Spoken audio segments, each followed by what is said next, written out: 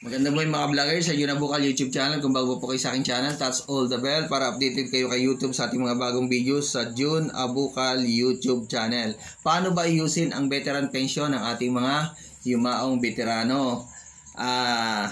Official receipt. Ito po ay pinaka-importante. Sa lahat ng kukunin nating dokumento, dapat lagi may official receipt para hindi nila sabihin na kinuha lang natin sa Quiapo. Kung galing man po sa LRA, Local Civil Registry, yung ating mga birth certificate, dapat ay naka-attach po yung official receipt. Kasi kung wala, ay minsan ay questionable. Lalong-lalo na po yung ating mga PSA sa pagkuha ng ating mga birth certificate, dapat lagi naka-attach yung official receipt.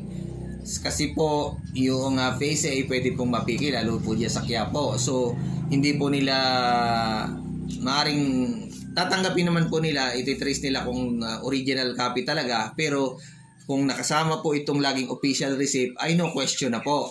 So dapat po ay lagi itong naka-attach doon sa mga requirements na kinuha natin, yung birth certificate.